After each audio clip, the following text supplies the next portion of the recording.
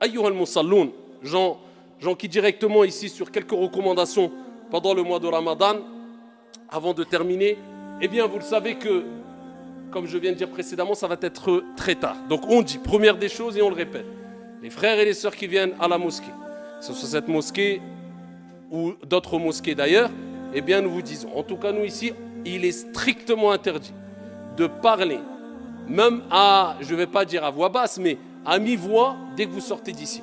Il y a des gens quelquefois qui font salat al-tarawih, et la deuxième partie de tarawih, même quelquefois c'est des jeunes hein, ils sortent et ils se mettent devant et on les entend en train de discuter.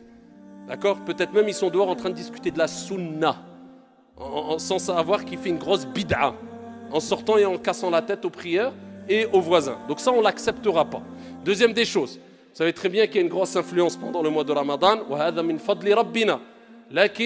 Ici, il faut avoir encore plus de discipline, tant au niveau de la salle d'ablution, tant au niveau de la salle de prière, une certaine hygiène, être le plus propre possible, éviter de nous planter des palmiers dans l'esplanade. Comme un frère il m'a dit, alhamdoulilah, il y a du goudron.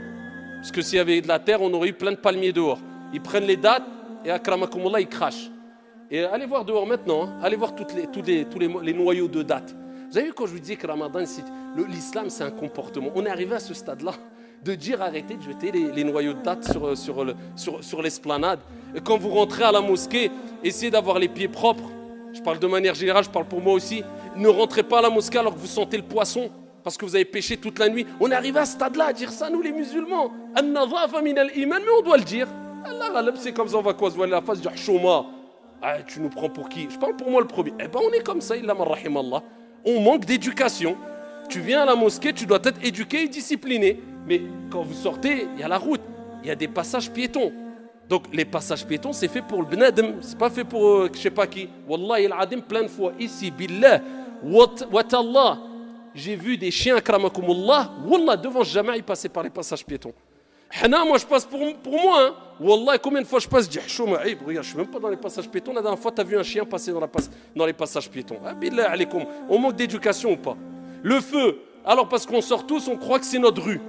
Ça, c'est charia djalna parce qu'on sort de jama'. Et regarde même pas si c'est le feu rouge ou le feu vert. Il y a des bonhommes. Ils ont mis des bonhommes vert, rouge. Vert, si tu passes, rouge, tu baisses.